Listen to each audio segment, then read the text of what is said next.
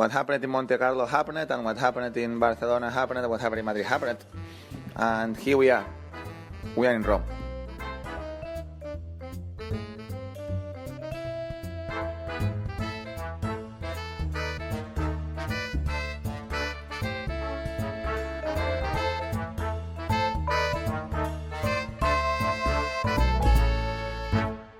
Adiós a todos. We're here to celebrate the end of Rafa Nadal's career. This is a special Body Serve presentation. I'm Jonathan. I'm James. This episode will be many things. One thing it will not be is a comparison and a goat war situation. A lot of these things that we talk about on this episode will be personal reflections, stuff that you've all been talking about through the years in listening and interacting with us as fans of Rafa. When Serena retired, it took us about 5 to 6 months to publish our retrospective. This one is kind of a Christmas present, a little bit earlier, and we're not trying to do a whole biography, an entire history of his career chronologically. I think this one will be a little more vibes-based. It's different too because Rafa is not as culturally important an icon as Serena is. And so whereas we look back on Serena's career and talked about a lot of the racism that she experienced in her career and a lot of the difficult moments, this will be a little bit different. It's just a lighter fared moment. Well, you're already getting people mad about the cultural figure comment. But also, Serena's story was one that we had never seen the likes of in professional tennis. It's so unique. Rafa's story is also unique, but his origin is not unheard of. It's something we've seen before, right? Why did you become a fan of Rafa Nadal? I won't lie. I first noticed Rafa because he was hot, right? That's kind of where it started. It would be useless to cover over that. He was cute. He caught my eye. And as we know, that's not really enough to sustain. I mean, this was 20 years ago almost at the time. That's not enough to keep someone interested over 20 years. But that's how it started. That was it? Well, you asked how I became a Rafa fan. I was also like deep in my Federer hateration bag. So somebody who in their very first try beats Roger, who in that period was so incredibly dominant, beats him at Roland Garros as a 19-year-old, that was such a hook. And just somebody who could consistently compete with Roger for the title of, one of the best players in the world. There were so few people beating Roger that it was almost an aberration in those days when anybody got a single victory over him. A couple of things were at play for me. I saw the writing on the wall for the end of Agassi's career, who was my favorite at the time for the previous decade. And so without even really looking for somebody, here this guy comes along and really broke through my tennis malaise, being completely bored by the domination of Federer. Somebody who was able to challenge him unlike anybody else on tour. And I was also in my early years of college and I wasn't really paying attention to tennis as much as I had been. And for some reason, I guess the reasons are pretty obvious when you do important things like beat Federer when nobody else is, Rafa stood out. Yeah, I wasn't really that into men's tennis at the time. I was still an early fan. And women's tennis was going through this golden period in the early 2000s.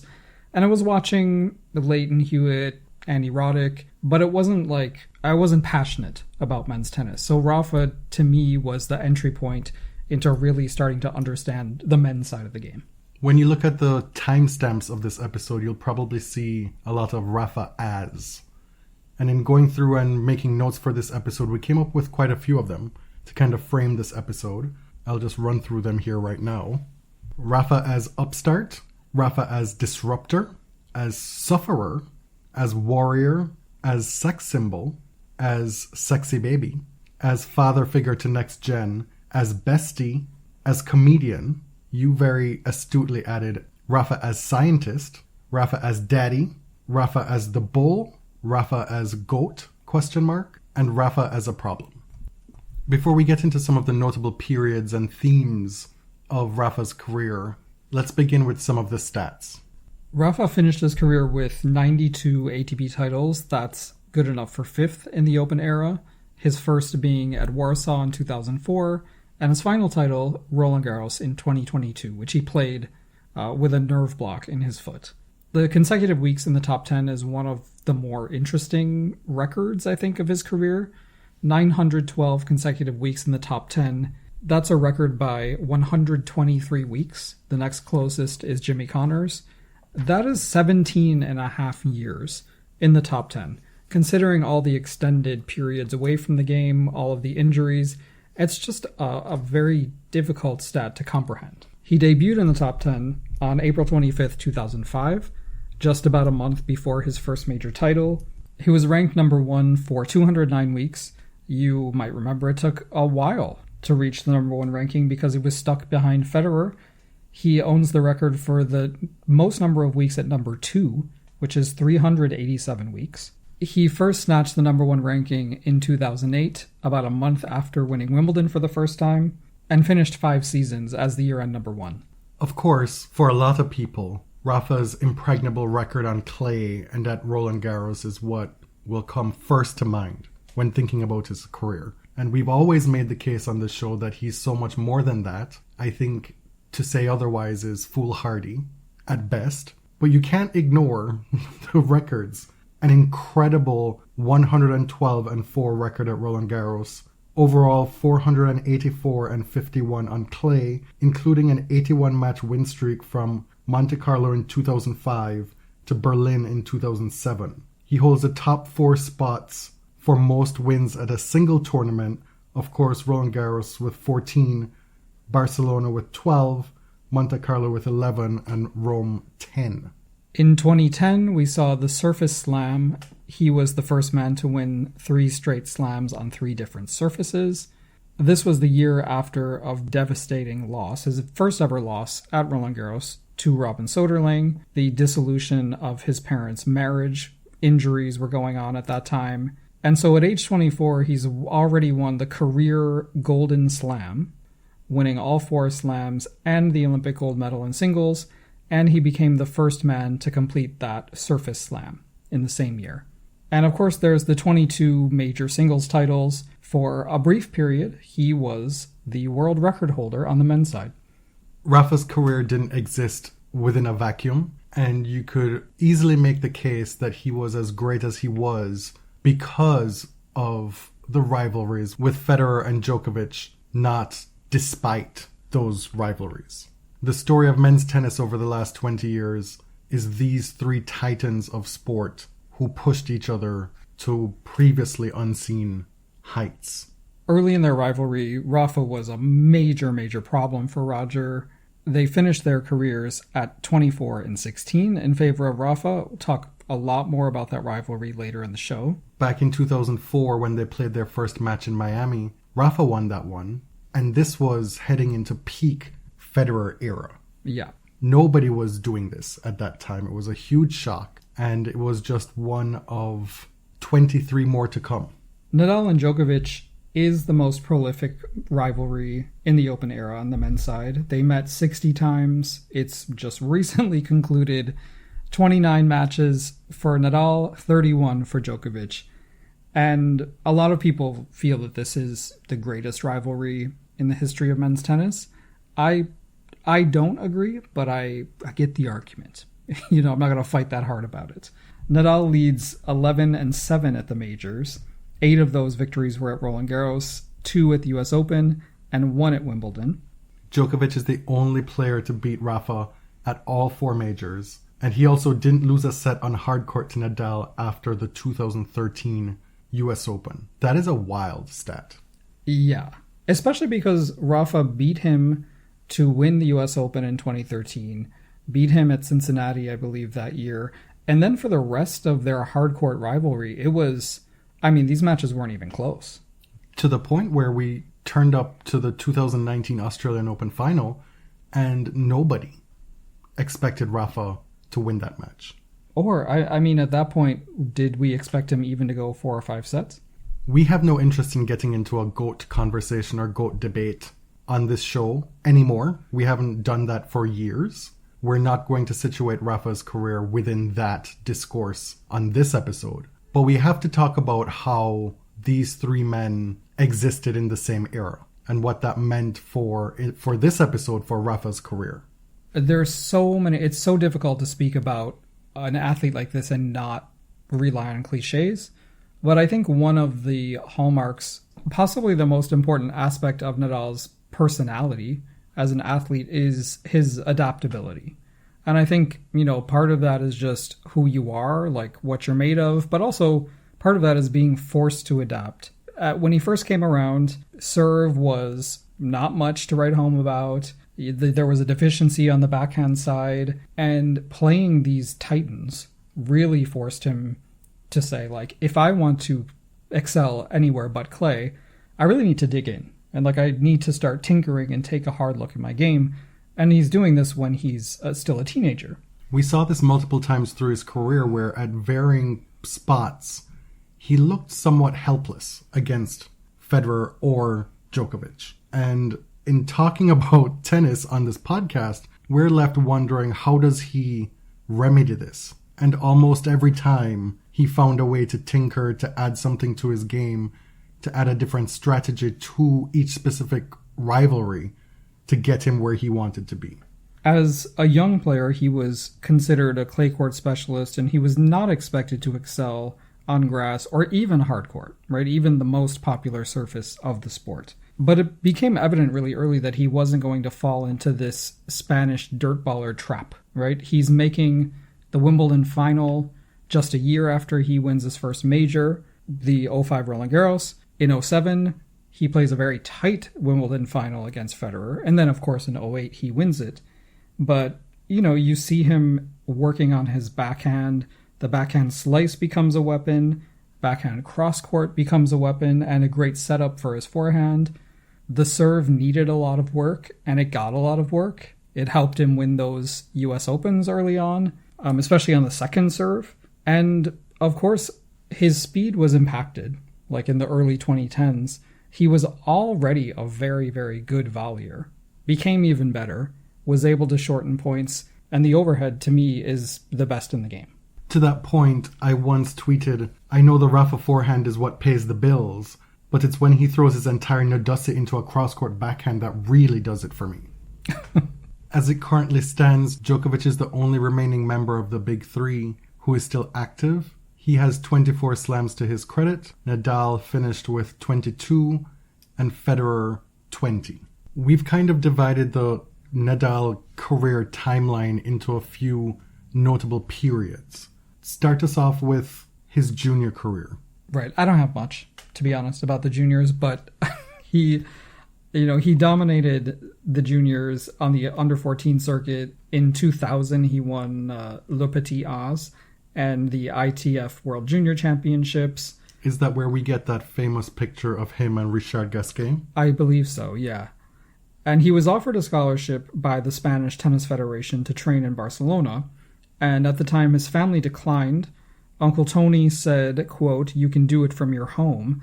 And Dad Sebastian decided to pay for Rafa's training at home in Mallorca instead of going to Barcelona. So Rafa, as we know, has always been very homey. The Nadal family all lives very close. Most of them are on the Rafa payroll right now. And family has always been very important. This kind of harkens back to our gatekeeping episode and the different ways in which people break into the sport. Rafa is an example of someone who came from a family of privilege who was able to say, I don't want you to take that scholarship in Barcelona. I'd prefer to keep you at home and train you at home. And of course, you have your uncle who owns a tennis academy. You have your other uncle who is a professional footballer at Barcelona. There's this pedigree in the family. But there's also a measure of privilege to just be able to do this. He would eventually turn professional in early 2001. I was thinking about when was the first time I can recall being aware of Rafa. And I think it was actually right at the end of high school. There was this girl I was friends with. Her name was Nicole Morgan. And we would talk about... Shout out, Nicole. We would talk about tennis. And she mentioned this guy that she thought was really cute. And she was very excited to follow. And it was Rafa Nadal. And I don't think at that time that I'd even seen him play. But that was the first time I remember hearing about him. Oh, she was in on the ground floor. The very ground floor. I think I remember toward the end of 2003 becoming like vaguely aware of him. And then I was reading, we were in college at the time, and your undivided attention is probably not on tennis. I remember reading that this guy, Nadal, beat Roger at Miami. That would have been March 2004. I remember the bicep in the photo. Isn't that sad? Well, we know what you were all about. But it was age appropriate, right? Like, we're basically the same age, Rafa and myself. And then, of course, he suffered an injury in 2004, so he's kind of underranked at the beginning of 2005. And then I remember very, very clearly to this day, following that 2005 season and just being awed by what was happening. A teenager winning 11 titles in the same season as Roger Federer also won 11 titles.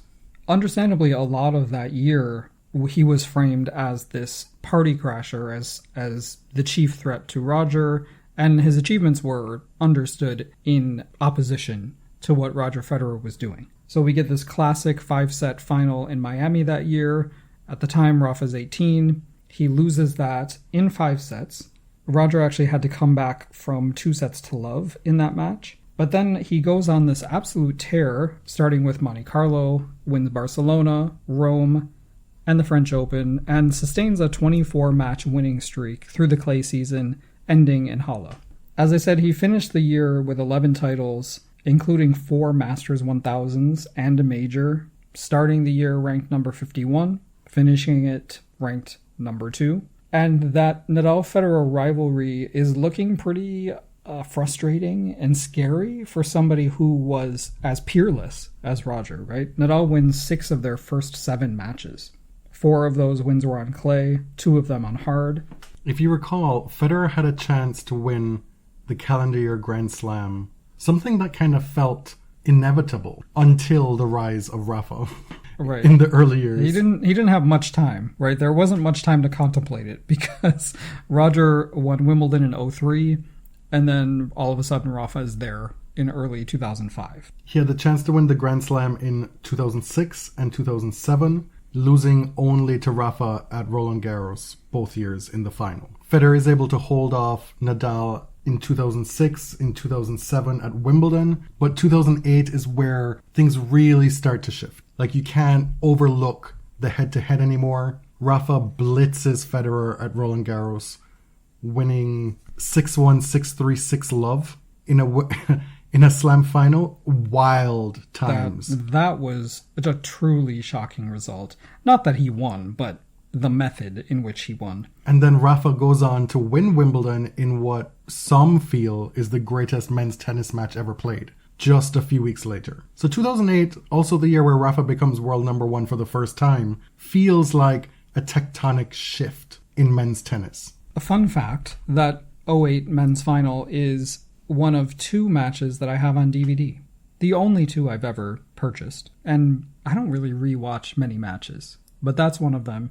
The other is the 2005 women's Wimbledon final with Lindsay and Venus. But his ability, I mean, at this point, I felt like, okay, but this is not even a rivalry at this point. Like, Rafa is so far in this guy's head. How is he going to recover from losing the Wimbledon title in the darkness to this guy?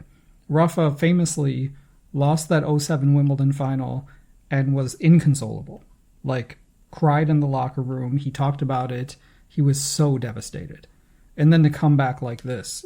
In those early years, Roger was winning everywhere. The only places he were losing were on clay events to Rafa and a handful of others, really, to Rafa. So I remember living through those times, and Fed fans, they were bothered, but they could hang their hat on everything else. Right. And then 2008 happened, and then the Australian Open in 2009 happened. And that, along with the Federer tears, really summed up the state of affairs. Yes, because Roger was very firmly the second best player on clay at the time, on his way to becoming an all-time great on the surface, in my opinion. He could beat Rafa on the surface, just not at Roland Garros. It was a whole different animal. And that was a very similar state of affairs for Djokovic for years, who could beat Rafa at Masters events and did it a number of times, but couldn't do it at Roland Garros until 2015. But yeah, that 2009 Australian Open, I mean, I don't know that I've ever seen Rafa play like that, like before or after. It was incredible scenes. The semifinal against Verdasco, and then having to come back the next day after that epic match, I just assumed he wouldn't have enough against Roger, and he did. Credit to Federer, because after that difficult beginning to their rivalry, he was able to turn it around at the end. Yeah, not only at the end. Right, but the rivalry finishes 24-16 in Nadal's favor, but it was far more lopsided for the majority of their careers. Yeah. Later on, 2015 to 2019, Roger goes on a pretty amazing run, beating Rafa 5 times in a row, and then their final matchup was at 2019 Wimbledon semifinals, where Roger beat Rafa and then lost in 5 sets to Djokovic in the final. But back in 2009, Roger loses that final. He's really upset in the trophy presentation, is crying. Rafa's trying to comfort him. Since then, he said that he felt on that day Rafa was, quote, properly unreal. And then, you know, already we're getting big three starting to happen. Novak and Rafa play this classic match at 2009 Madrid. Then Rafa has his first loss ever after four-peating at Roland Garros, losing to Robin Soderling. His knees are a problem. He has personal things going on. And Roger, after being utterly devastated at 08 and 09 Wimbledon and then the 09 Australian Open, snatches back number 1 and takes back his Wimbledon title. Like, things are flipped on their head again. He also wins that 09 French Open. Right? It's sort of funny looking back because it felt like we were waiting centuries for Roger to complete his career Grand Slam. And it was only not even 6 years after his first major that he did it. Novak had to wait way longer to do it. And then in 2010, Rafa records a Surface Slam. And he's got another Wimbledon title. He's got his first US Open title. And then in 2011, another massive shift and another huge adaptation has to happen because Novak Djokovic begins the 2011 season with a 41-match winning streak, only losing in June to Roger Federer in the Roland Garros semifinals. Novak, of course, becomes the first and only person to beat Rafa in 3 consecutive Slam finals, and now it feels like, okay, now I know what it feels like to be a Federer fan because Nadal is cooked. Like, this guy has figured him out. What are we going to do? By the end of the French Open in 2014, Rafa had won 9 of the previous 10 French Opens. He was coming off an Australian Open final where, of course, he lost to Stan Wawrinka after sustaining an injury in that final. One of my least favorite moments as a fan of anybody in sport, period, was living through that final. And after that French Open, we see, quite frankly, a downturn in Rafa's career. And by the time we get to the end of 2016, he's dealing with all these injuries, and there is a credible argument to be made that we are witnessing the end of his career. Yeah. Lo and behold, it would be a further 8 years before that would happen, and he would go on to win 8 more slams. Right, but 2015, 2016, wasn't really sure what we were getting. I'm an eternal optimist as a fan, so I didn't think it was going to be the end. But it was tough to watch during those years. There were no Slam semis throughout those 2 years, including at Roland Garros. You know, it was his first RG loss to Novak Djokovic in 2015. He had to pull out in 2016 with, I think that was the wrist thing that year. A first-round loss at the Australian Open. He missed Wimbledon in 16.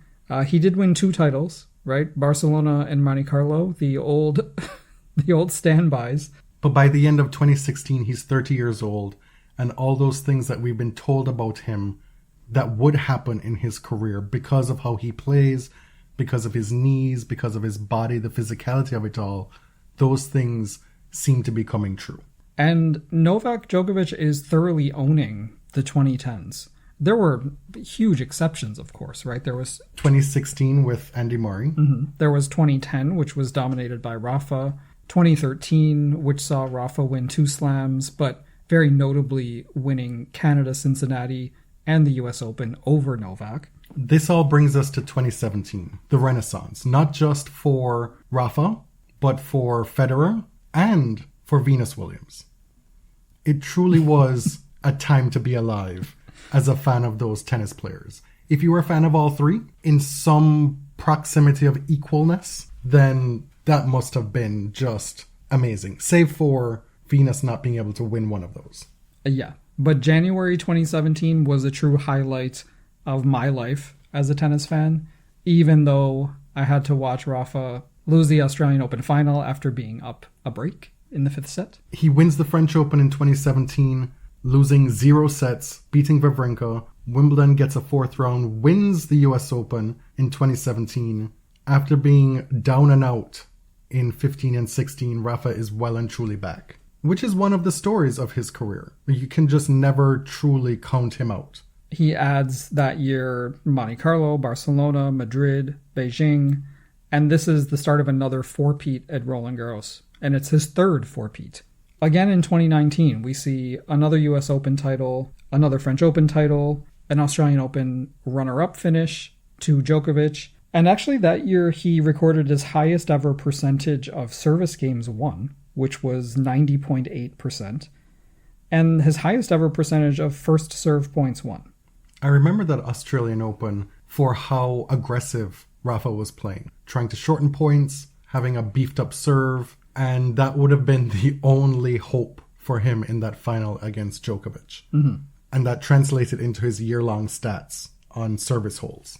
It turns out that after 2013, there was simply no competing with Djokovic for Rafa on hard courts. There was still a lot of hope and a lot of success on clay, but the Australian Open was a bridge too far if Novak was the barrier.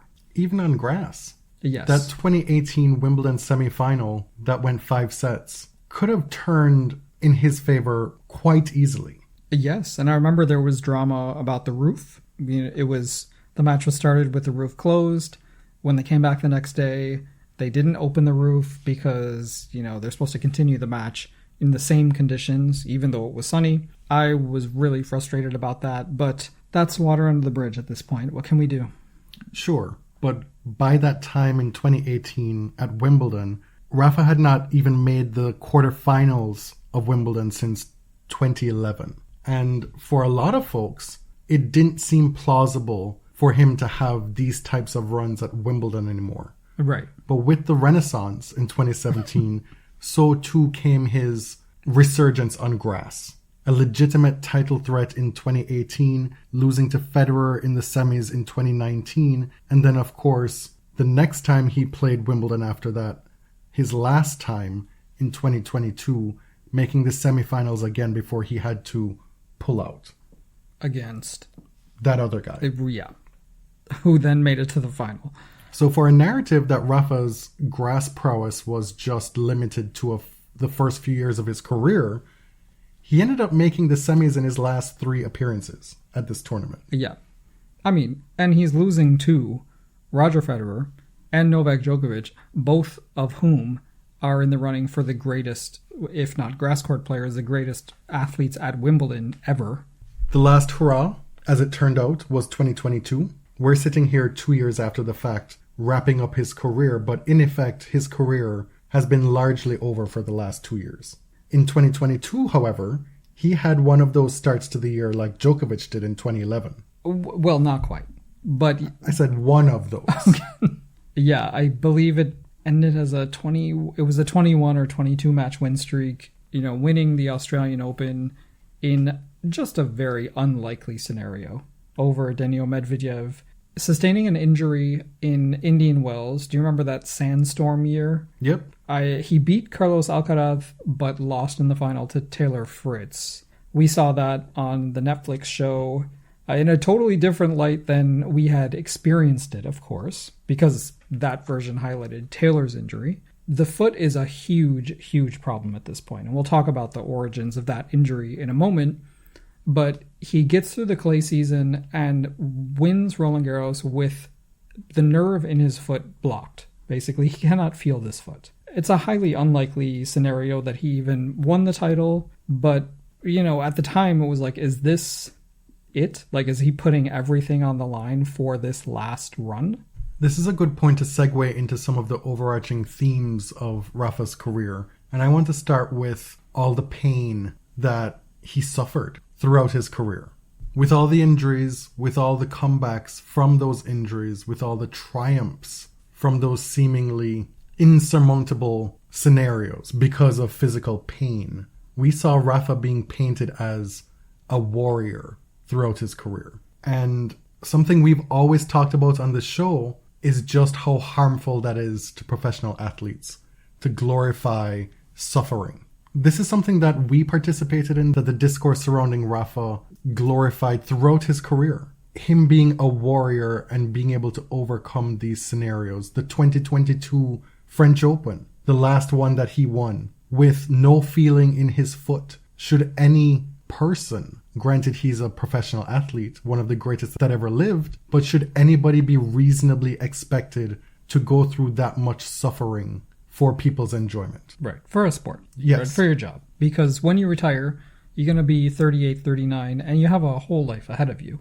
You're going to be Juan Martín del Potro, who talks about how he can barely walk to this day. What is your quality of life going to be after you've done playing tennis? Is it worth it? Ultimately, that's a decision that each individual athlete has to make for themselves. But I can't help but think that athletes are pushed to limits that they wouldn't necessarily feel compelled to if not for this warrior discourse that people glorify. And Rafa always said that he was never one to chase numbers, right? He didn't care about being the GOAT, or he wasn't really thinking about how many US Opens he had or how many French Opens. And to an extent, I believe, I don't have a reason not to believe him. But, everybody in the sport and talking about the sport is talking about numbers. And the stakes, I think, are quite different when you have the potential to be the greatest who has ever played versus somebody who maybe has one major, right? If you have 19, you might be thinking, well, yes, I love playing the sport and that's why I'm here, but also I can't give up now after all this. From the very start of his career, his performance and presence was framed through injury and suffering. We know that in 2005, he was diagnosed with Müller-Weiss syndrome in his left foot, which is a degenerative disease where a small bone in the foot collapses and eventually fragments. And this was thought to possibly even prevent him from even having a professional career to begin with. Right. At the age of 17 or 18, depending on which source you use, he was told that he most likely would not be able to play this sport professionally. And his father even suggested golf. He said, quote, "There are other things in life outside of tennis." Rafa called his father, quote, "the real influence I've had in my life," which was certainly a counterweight to Tony. I thought it was funny because Tony, of course, is the coach, is, well, really the most successful coach outside of Oracene and Richard Williams in tennis history, the architect of his game in many ways. And I loved seeing Rafa call his dad the real influence in his life, and certainly a personality balance to his relationship to Tony. He started off his career with custom insoles, which allowed him to continue his career, but as they often do, they also shift the problem to other areas. You are familiar with that. Right. These insoles or orthotics basically allowed him to continue to play tennis as a professional at an extremely high level, but you learn to move your body differently. Between 2004 and 2023, he missed 14 slams and withdrew from 2 mid-tournament. A torn tendon in his knee in 2012, wrist surgery 2016, a rib fracture in 2022, ab, hip, back problem at the 2014 Australian Open. And then all the things that we saw him deal with over the last 2 years just to have one final go of it. Right. And this is after all the very early career injuries. Do you remember when he was wrapping his knees with those little strips? Mm-hmm. Patellar tendonitis in 2009. For years, we had a very deep misunderstanding of Rafa's injuries. right? Everybody, oh, it was the knees, it's the knees. No, he's been telling us, and he knew for 20 years that he has Mueller-Weiss syndrome. And at this point, it's 2024. He made a genuine go of it to have a season, even though he and we knew that it would most likely be his last. And we're talking about a 37 and then 38-year-old whose injuries have caught up with him. Like, these injuries we've been talking about since he was 18. 38 is really old to retire as a tennis player, right? So he's outlasted most of his peers who haven't had all of these issues. When we first thought his career may be winding down in 2016, he was 30 years old then. That was a reasonable thing at the time to expect, based on the life expectancy of tennis players, and especially because of everything that he'd been through physically to that point. You may make the argument, and I certainly feel this way, that everything 2017 to 2022 was bonus stuff. Yeah, totally. I know a lot of people look back and say, oh, he missed 14 slams.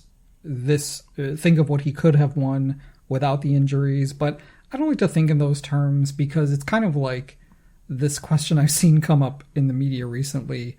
If there were no Serena, what would Venus have done? And it's so pointless because maybe he changed his game and maybe he achieved on this level because of the injuries, not in spite of the injuries, right? Maybe you feel this urgency that wouldn't have been there otherwise.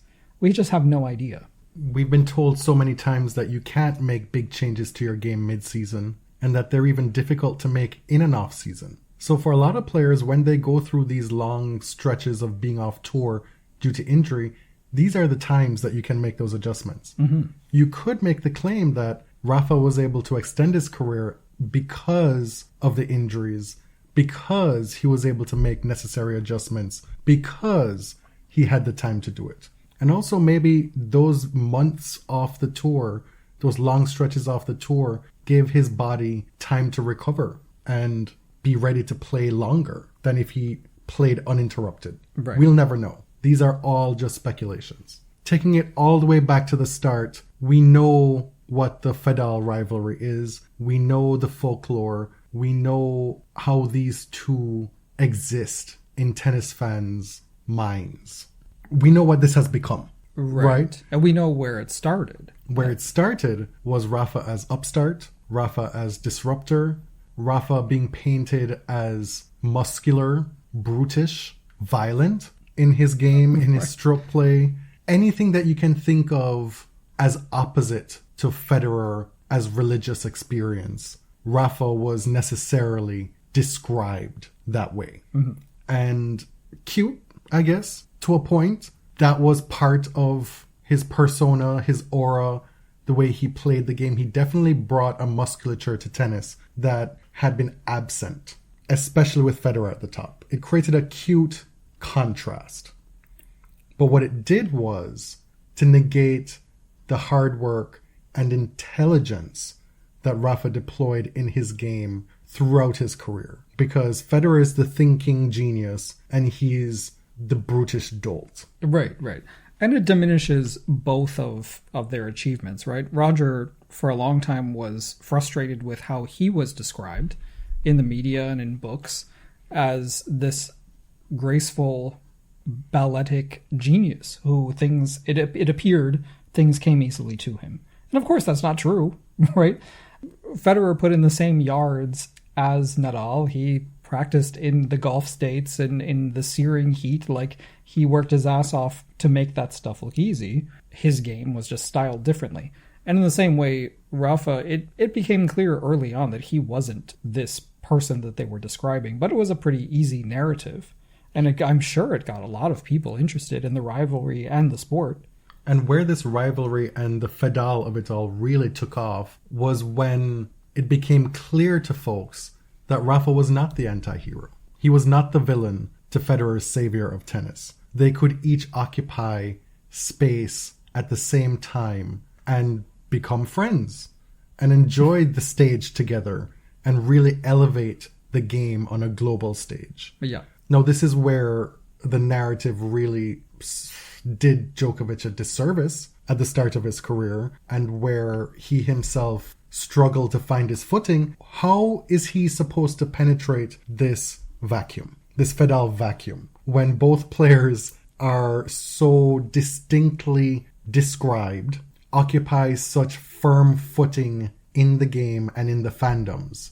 Where does he fit in? And that we likely won't do a career episode on Djokovic. We won't. But this is where that discussion would happen. Right.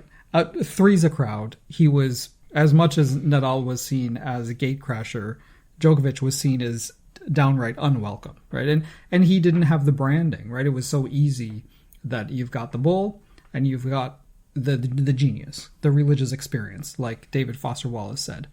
They both have their own logos. It was very clean, right?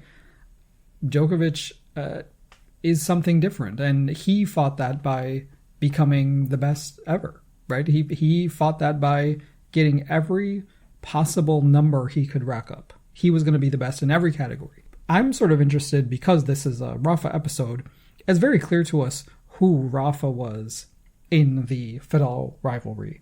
Who was Rafa in the Djokovic-Nadal rivalry? Well, answer the first part. Who was he in the Fedal rivalry? Well, we've been talking about that, right? The upstart. He sort of spoiled the utter domination that still happened, but right, that was supposed to be that Federer era. But it's more than that. They became besties. Right. That's an added layer to it. Yeah. So what's missing for Rafa in the Rafole rivalry? Well, for most of it, almost, you remember when, not remember because we weren't alive, but when Chrissy and Martino's rivalry became really serious in the early 80s, and she and Nancy Lieberman put together that Kill Chrissy movement, where and they stopped becoming friends. They're very close now, and they were close before, but they stopped becoming friends. And there was a period in this Nadal-Djokovic rivalry where, I don't know, I felt things were quite tense. Like, they were clearly not buddy-buddy. And I think they probably get along better now, which is natural, right? He's no longer a threat. But yeah, this wasn't like two besties going out there. This rivalry was the clash of the game's greatest ever jocks, right? This was muscular. This was a war of attrition. As opposed to a war of competing styles. Right. And for me, this is why the rivalry just never hit in that way, because I didn't love their matches like I did with other players.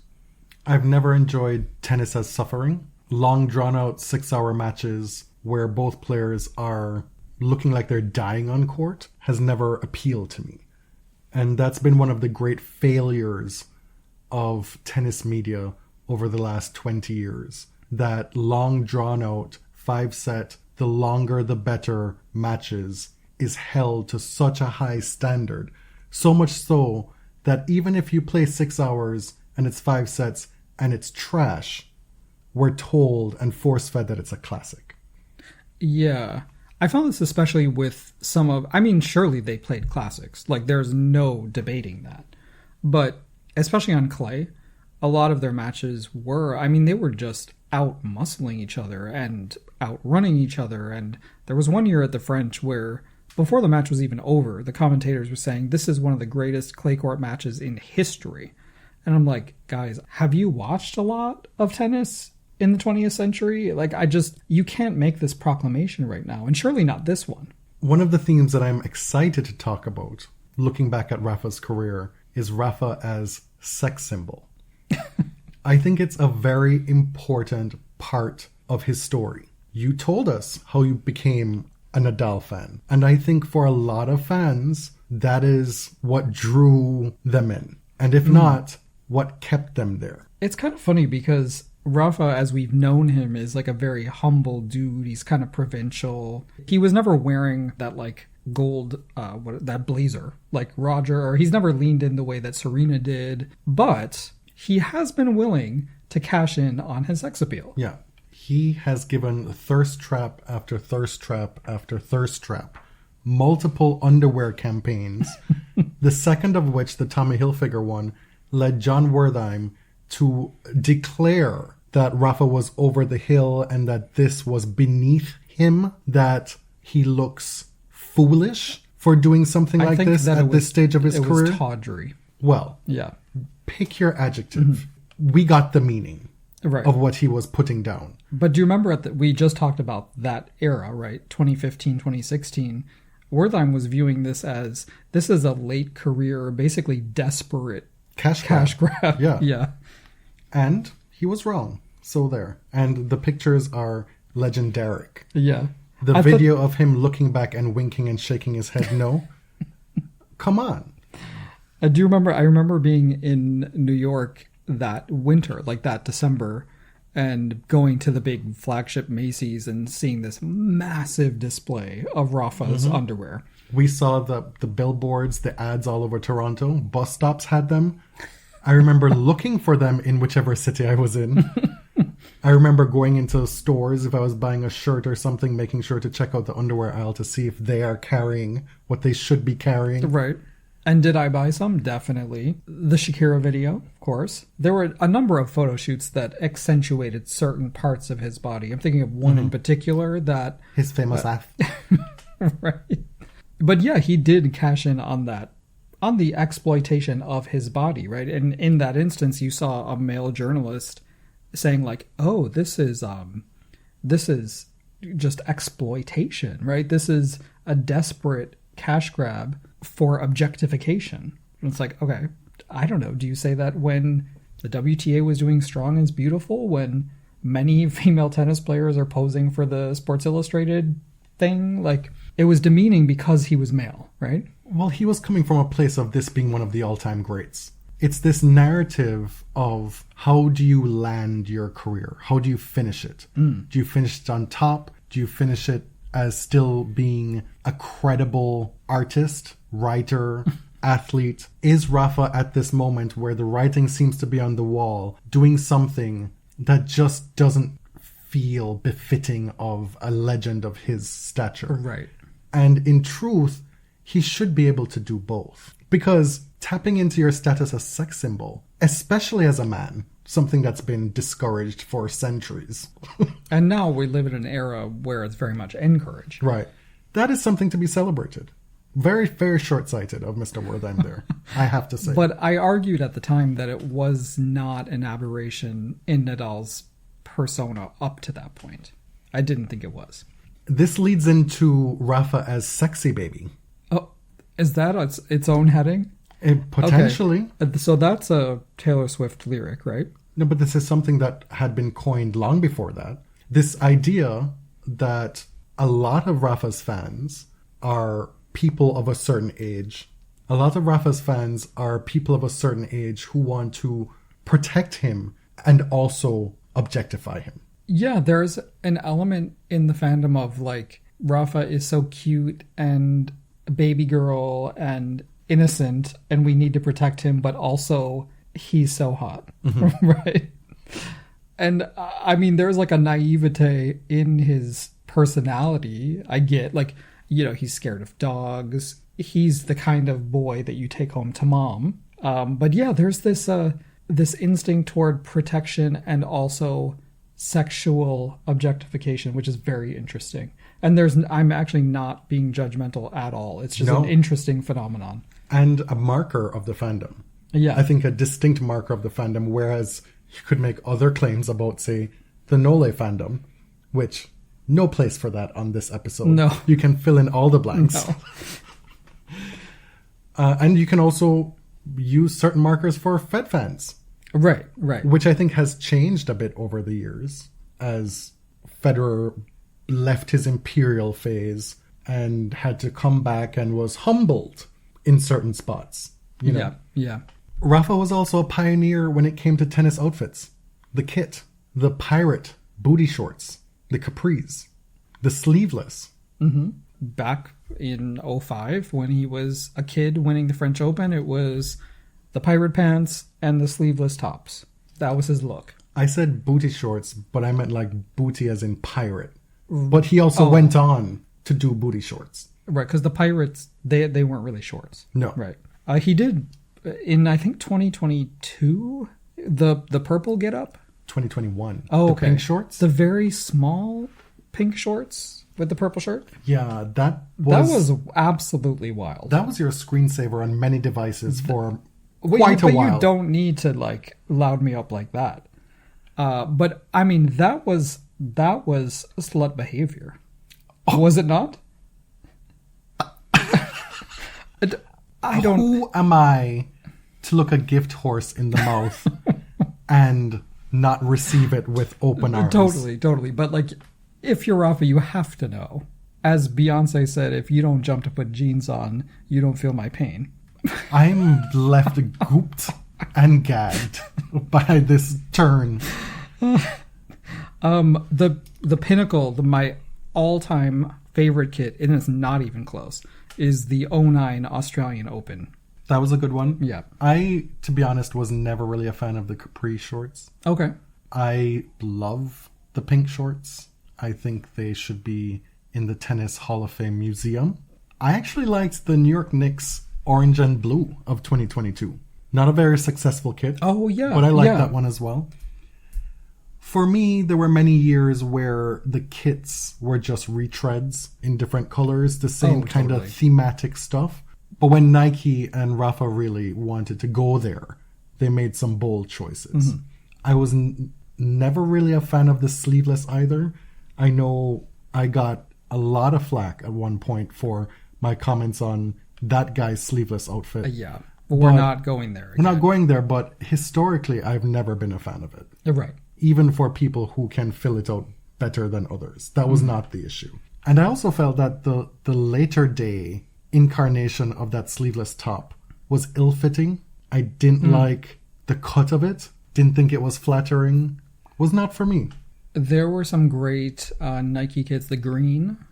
Love the green. The green on green was really good. And of course, just like Roger had the Darth Federer, the Darth Rafa looks at the US Open. Mm-hmm. Can't remember the year, but I love those. Yeah, I think he wore one when he did the forehand around the net, stooping triple fist pump at the US Open. I think that was a double black. Perhaps. We talked about how we weren't going to talk about the GOAT conversation, but this isn't really like a GOAT conversation, but it is worth talking about like the end of career stats and how they stack up and what they should mean going forward. The 22 major singles titles was more than either of us had hoped for. You did not expect him to win the Australian Open in 2022. Nope. The US Open in 19 was such a beautiful bonus. And for a short time, he led the all-time men's list in major singles titles won. Roger set the record at 20. Rafa beat it at the 2022 Australian Open with his 21st, and then set the record again at 22 with the Roland Garros title that year. But Novak came around quick. Novak won Wimbledon in 22, wins the Australian Open title 6 months later, and is now tied at 22. Beats it in 2023, winning Roland Garros and the US Open. This is the most boring stretch of audio I've had to sit and listen to in the 10 years of doing this show. Oh, really? Really. I'm so disinterested in How am I supposed to continue after that? I don't know. It just explains to the listeners how uninterested I am in this stuff. Mm-hmm. As I said before, Novak has most of the numbers that matter. There are a million records. He doesn't have all of them. But Rafa didn't win 3 Masters events. He didn't win the year-end finals. And even the gold medal, which was supposed to be a differentiator, that went away this year with Novak winning the singles gold medal in Paris. Part of why this stuff is useless is because a lot of those stats are won against uneven playing fields. Yes. Against playing fields that the other two didn't benefit from, or vice versa. Their careers and their peaks operated on passing boats in the night. Right. So Rafa kind of gets the peak of Roger and the peak of Novak. Novak gets to win some majors in the 2020s against lesser thans. Let's be real. And Rafa won a few, probably against people who weren't all-time greats. I mean, Roger, we've heard a lot about the early years of Roger's career. People feel the competition just wasn't there. Kevin Anderson in a US Open final. Not the most elite of competition. Apologies to that man. Right. But you can pick spots for everybody. Because it's also like, yeah, Novak, he's winning in the 2020s against, in my opinion, a field that's just it's not golden age. But he also put in the work to make his body last and be that far superior to 21-year-olds while he's in his late 30s. Like, it's just not clean cut, ever. Because also a lot of it is subjective.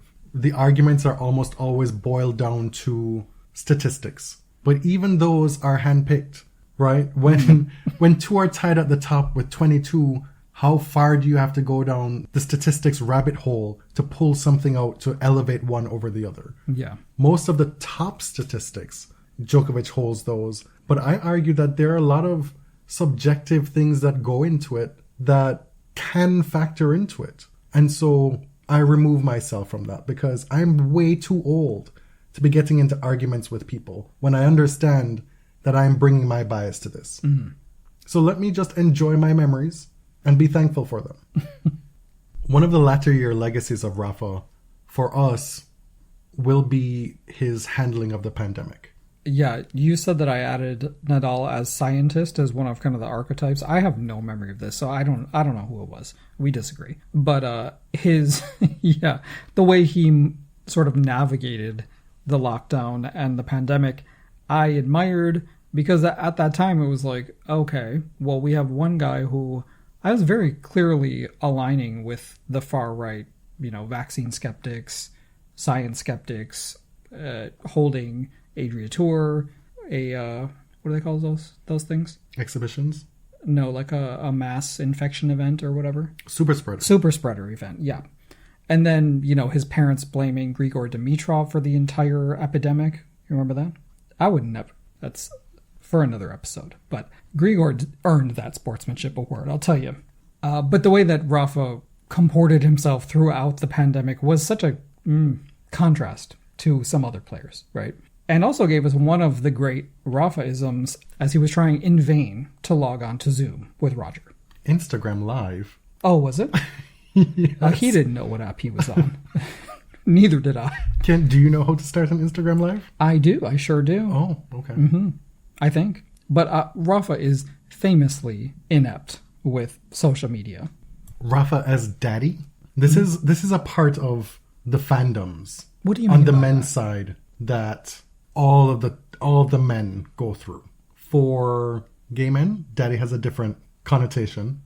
And for mostly straight women, when they become fathers of children, it becomes a whole other thing as well, right? And Rafa definitely entered into those two eras in the last few years. Right. All of the big four are fathers. Rafa and Mary just had Rafa Jr. a few years ago. We've seen, he's very cute, right?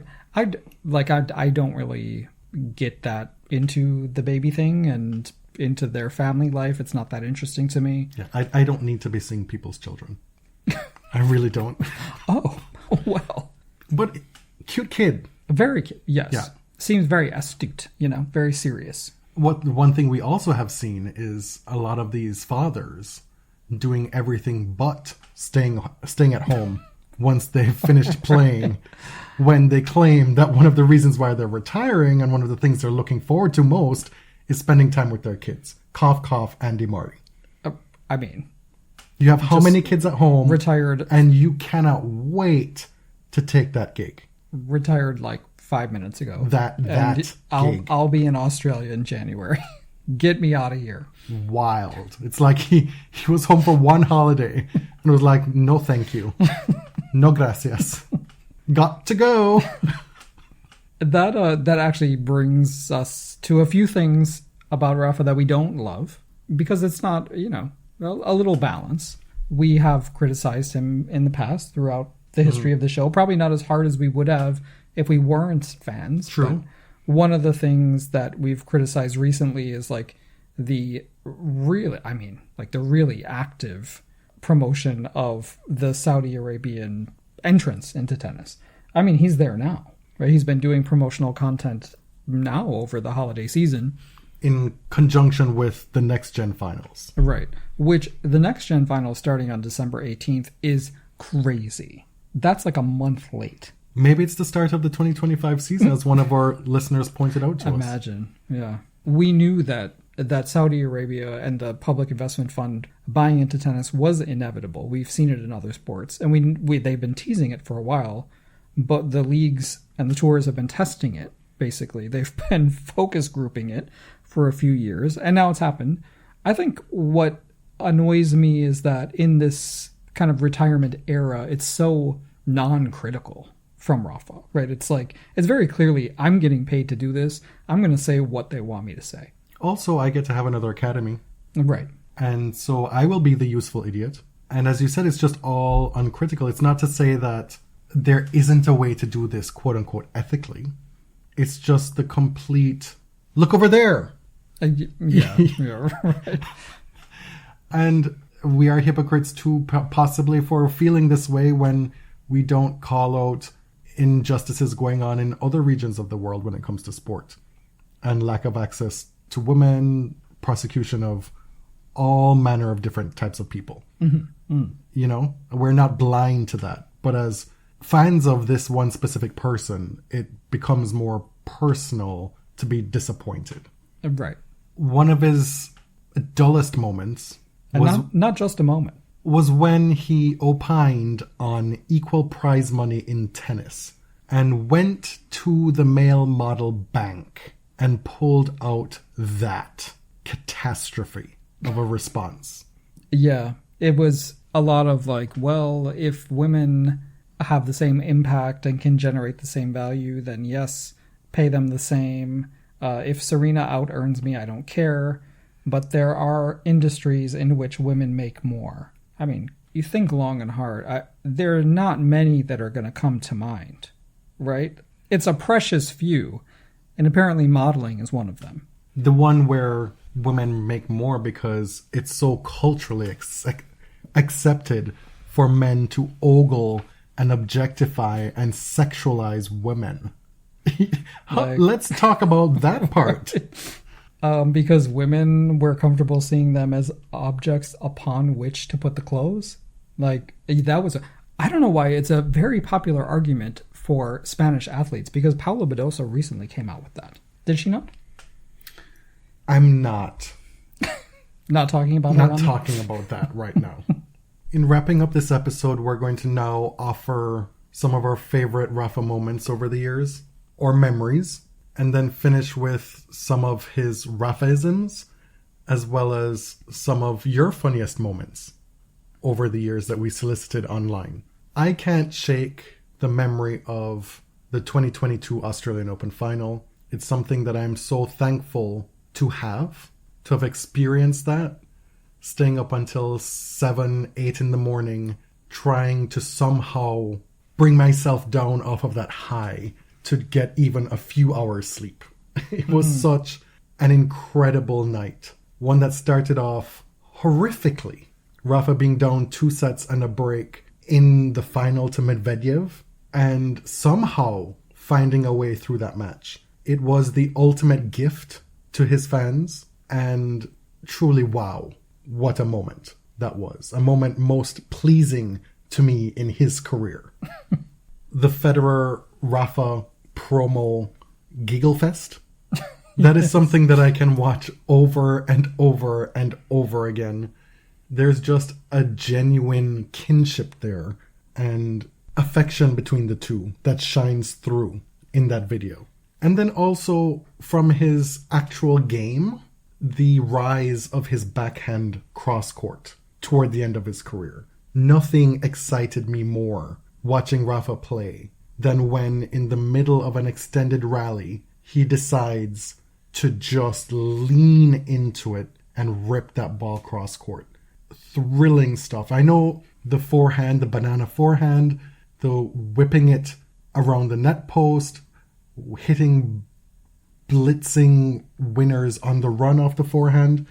That's the stuff of Rafa legend. That's the lore, right? We'll always have that. but that he was able to add this to his arsenal from a point of weakness early in his career was one of my absolute favorite memories. Oh, and also beating Federer in that 2008 French Open final. That will forever be top tier for me. You know, I love a beatdown, right? If it's a fave, I don't care if the match is interesting. I just want them to win sometimes. So the 2020 Roland Garros final against Novak, absolutely loved. Threw a bagel in there. The 2008 Wimbledon final, of course, was one of my favorite moments. And also, 2008 was the first year that I got to see Rafa play live. We went to the Canadian Open that year. I believe he played Gasquet in the match we watched. It was 3 sets. It was just like an incredible treat for me. At that time, I had seen very, very little live tennis. I probably assumed I would never be able to see him live. And then I got the privilege to see him many more times after that. One of my other favorite Rafa moments, I'm going to play it for you in a moment, but the dearly departed US Open Series, when they used to do promos with all these superstars, I missed that. But when Rafa was very young and was struggling with his English, he put on such a performance. The great set, greatest, sorry. Okay. I am Rafa Nadal, and am I... No! What's happened when the tennis is in the road? It's on the road. Okay. On the court, I am... No. The US Open Series, the greatest road trip in sport. Now, we're laughing with him. Yes. Right. Are you trying to say that I'm making fun of his language skills? I'm trying to safeguard us from people saying that we're mocking him. It was cute, right? And it was so important to him to do a good job. Like, he was getting so frustrated. It is a very endearing moment. I think Rafa's English as a, 4th or 5th language allowed him to make points more succinctly and in ways that he wouldn't have been able to if English were his first language, if it were more polished. Yeah, I agree. I mean, one of my favorite things about following him over the years is like watching him in press and listening to, I don't know, what I feel like is very spare, straightforward poetry. Me? Yeah. But Sorry. False.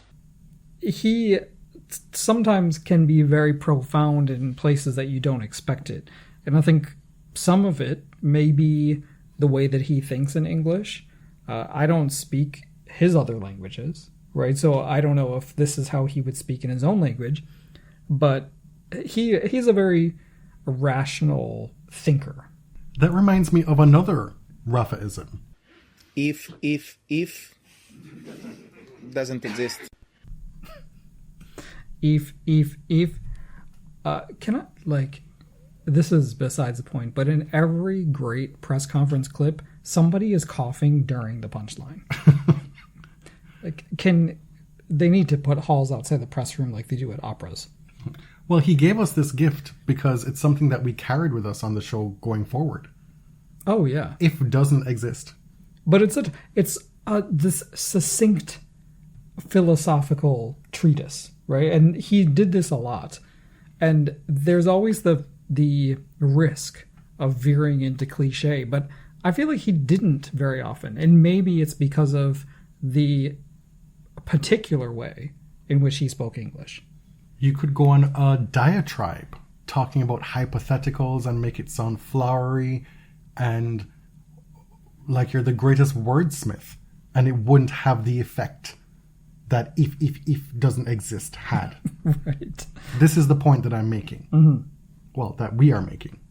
Some of the other quotes that I don't have audio for, but recently when he ended his career at Davis Cup, he said, "I lost my first match in the Davis Cup and I lost my last one, so we closed the circle."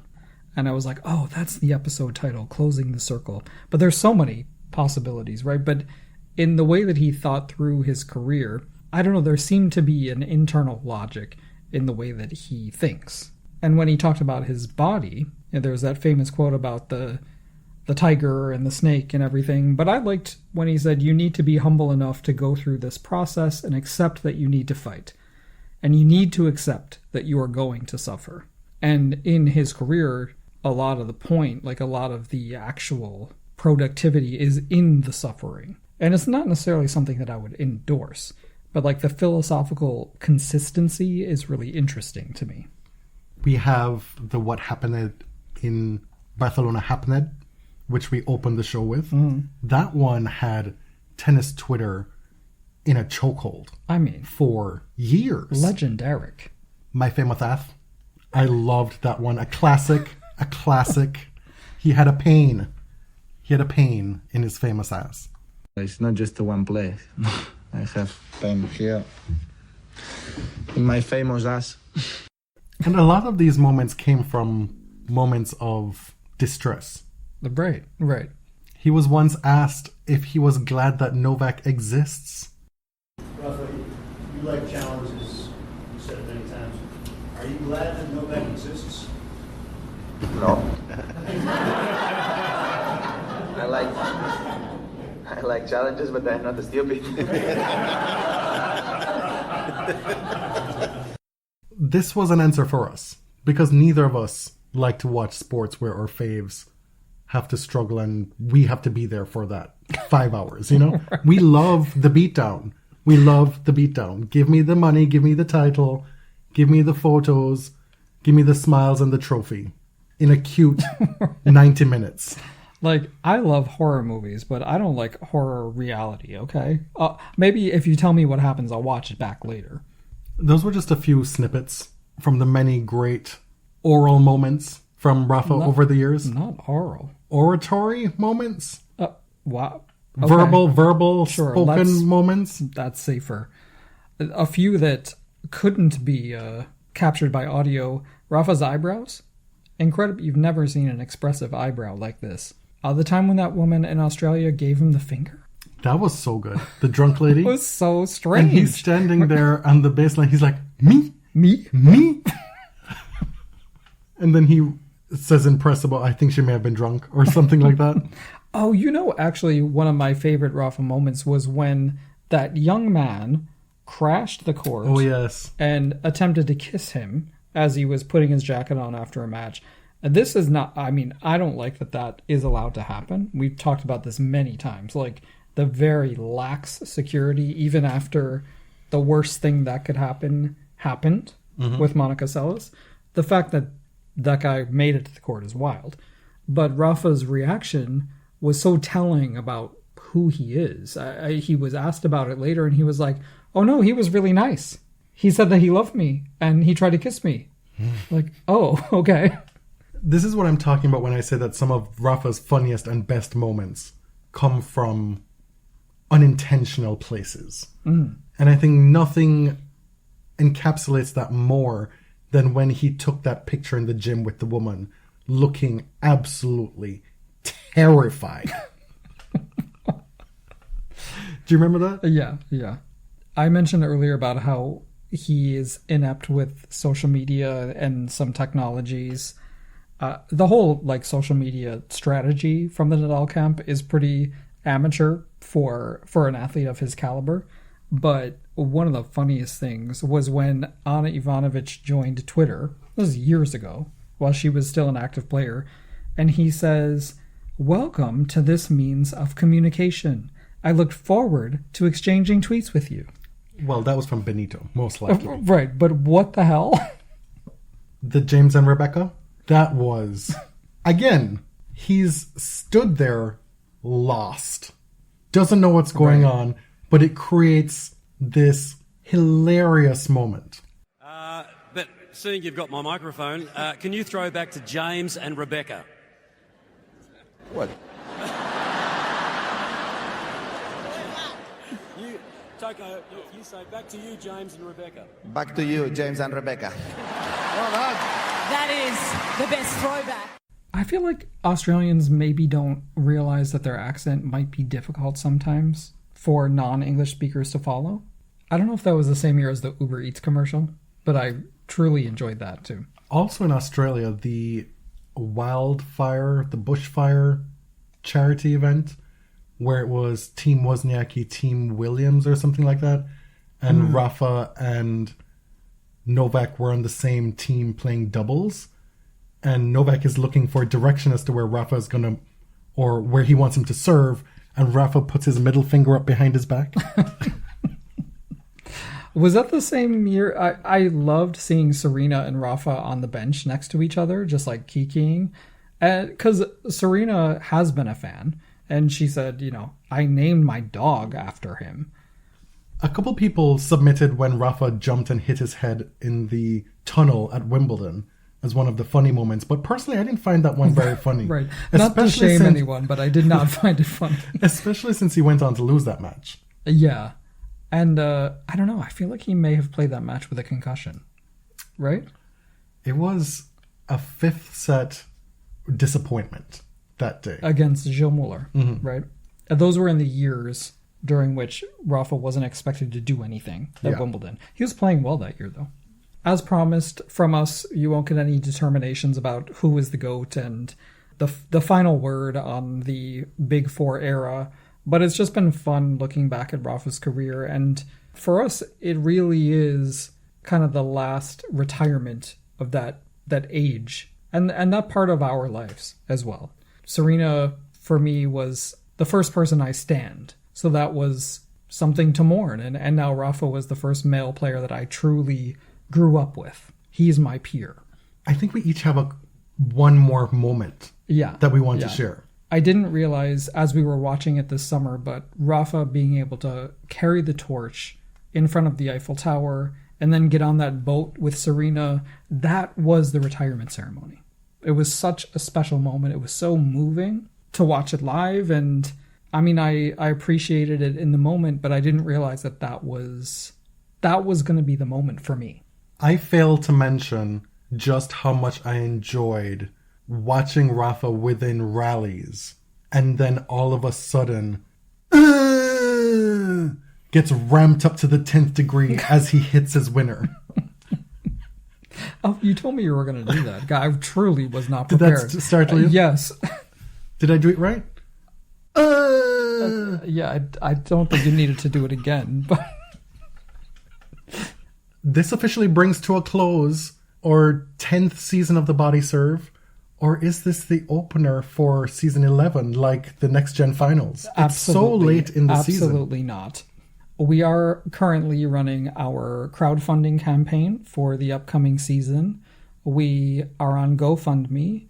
It'll be linked in this episode. We're incredibly grateful to the people who've contributed already. We'll keep the campaign open until the end of the Australian Open, which we always do. You can find everything GoFundMe and BodyServe related at linktree.com/thebodyserve. I'm Jonathan. You can find me primarily on Blue Sky now at Tennis John. And I'm James, also primarily on Blue Sky at ElliotJMR. 2 L's, 2 T's. Gracias a todos. Till next year. Thank you. Thank you very much.